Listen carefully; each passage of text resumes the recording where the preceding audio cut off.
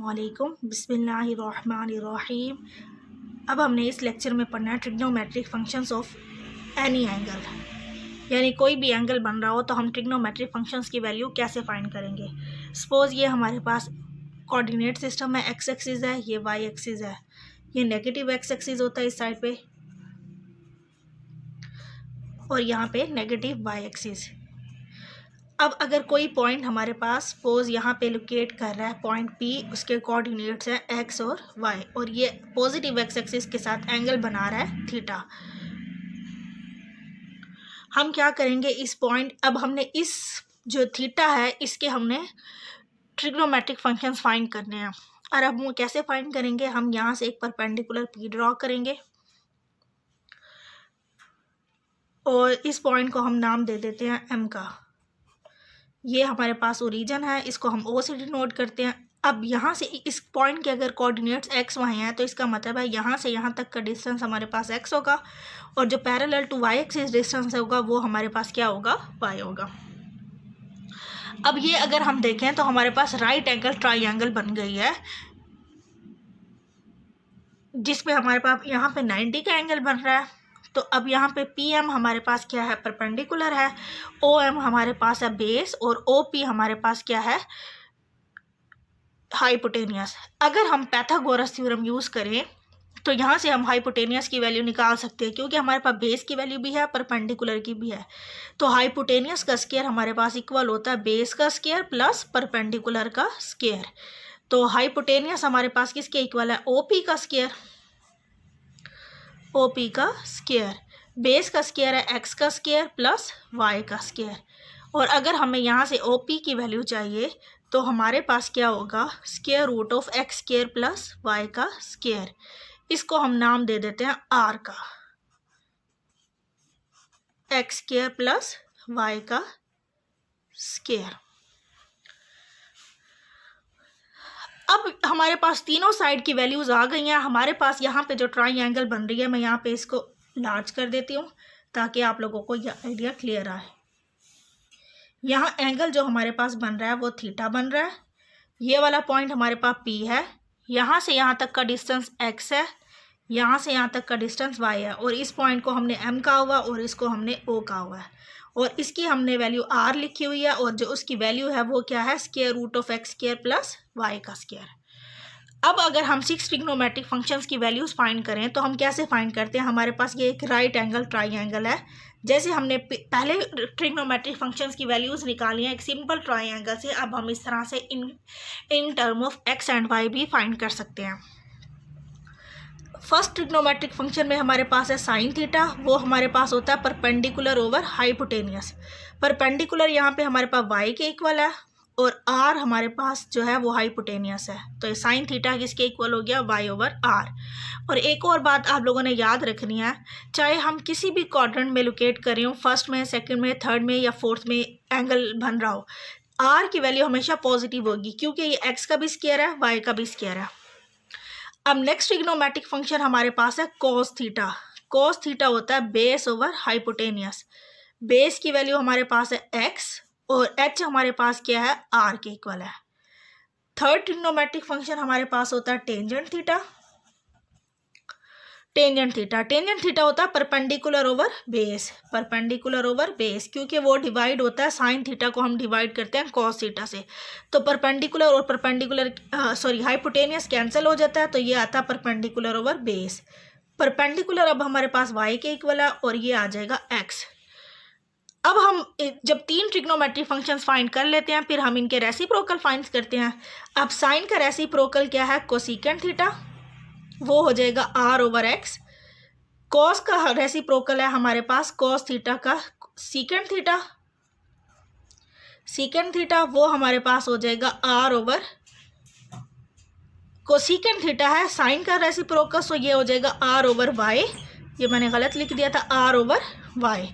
Secant theta cos का है तो ये हो जाएगा आर ओवर एक्स और टेंजेंट का रेसिप्रोकल हमारे पास होता है कॉट थीटा, वो हो जाएगा एक्स ओवर वाई।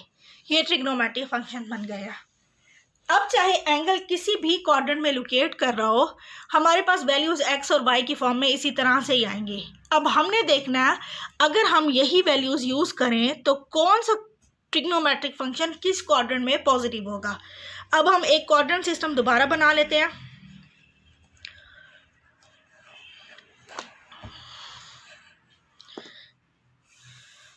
ये हमारे पास एक क्वाड्रेंट सिस्टम है।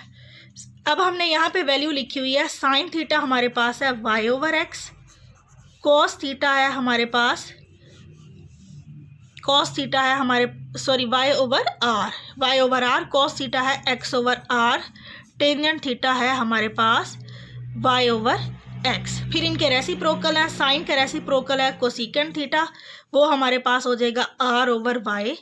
इसका है हमारे पास सीकेंट थीटा, वो हो जाएगा आर ओवर एक्स। और टेंजेंट थीटा का है कॉट थीटा, और ये हो जाएगा हमारे पास एक्स ओवर वाई। अब हम अगर फर्स्ट क्वाड्रेंट को देखें तो इसमें हमारे पास एक्स भी पॉजिटिव होता है और वाई भी पॉजिटिव होता है। तो अब हमारे पास आर की वजह से, मैंने आप लोगों को पहले भी बताया, आर की वैल्यू हमारे पास क्या है, square root of X square plus Y का स्क्वायर। चाहे वो किसी भी क्वाड्रेंट में होगा तो वो उसकी वैल्यू यही आएगी, और आर की वैल्यू हमेशा पॉजिटिव होगी। हमने देखना है किस क्वाड्रेंट में, एक्स और वाई को देखना है हर क्वाड्रेंट में, उसी के मुताबिक ये वाली वैल्यूज़ जो होंगी पॉजिटिव होंगी या नेगेटिव होंगी। अब फर्स्ट क्वाड्रेंट में वाई भी पॉजिटिव होता है, एक्स भी पॉजिटिव होता है, तो आर तो वैसे ही पॉजिटिव है। इसका मतलब है ये सारे के सारे ट्रिग्नोमेट्रिक फंक्शन हमारे पास क्या होंगे, फर्स्ट क्वाड्रेंट में पॉजिटिव होंगे। अब हम बात करते हैं सेकंड क्वाड्रेंट में। सेकंड क्वाड्रेंट में एक्स हमारे पास नेगेटिव होता है और वाई हमारे पास क्या होता है, पॉजिटिव होता है। तो जिसमें भी एक्स आ रहा है ट्रिग्नोमेट्रिक फंक्शन में, वो वाला फंक्शन क्या होगा, नेगेटिव होगा।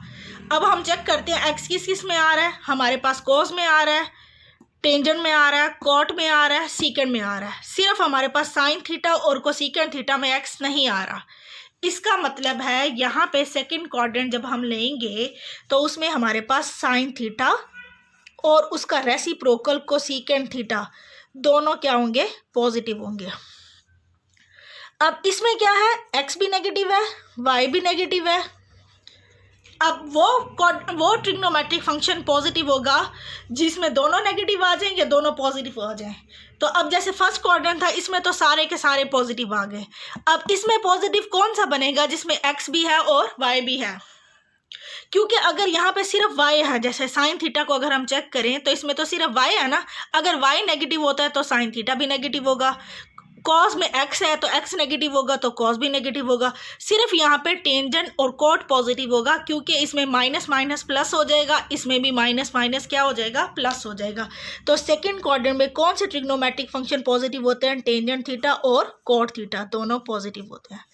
अब आ जाए थर्ड में, इसमें एक्स पॉजिटिव होता है, वाई हमारे पास फोर्थ क्वाड्रेंट है, वाई नेगेटिव होता है।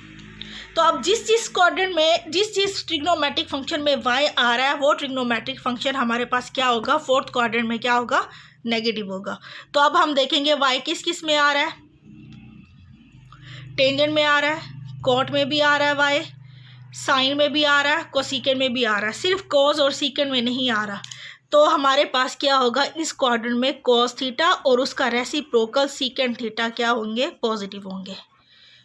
तो अब हमने यहाँ से अगर हम ये वाला रूल फॉलो करें तो हम देखते हैं कि फर्स्ट क्वाड्रेंट में सारे ट्रिग्नोमेट्रिक फंक्शन पॉजिटिव है, क्योंकि इसमें एक्स भी पॉजिटिव है, वाई भी पॉजिटिव है।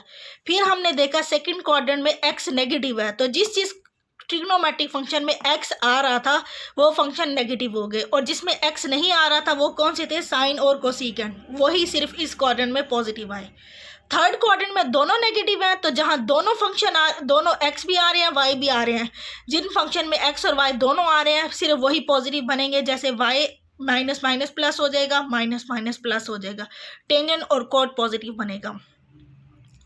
इसमें वाई नेगेटिव है फोर्थ क्वाड्रेंट में, तो जिस ट्रिग्नोमेट्रिक फंक्शन में वाई आ रहा है वो फंक्शन नेगेटिव हो जाएंगे। तो इसमें भी वाई आ रहा है, इसमें भी आ रहा है, टेंजेंट में भी आ रहा है, कॉट में भी आ रहा है, तो किस में नहीं आ रहा वाई, कॉस थीटा और सीकेंट थीटा में। तो इस क्वाड्रेंट में, फोर्थ क्वाड्रेंट में, कॉस और उसका रेसिप्रोकल सीकेंट थीटा हमारे पास पॉजिटिव होते हैं।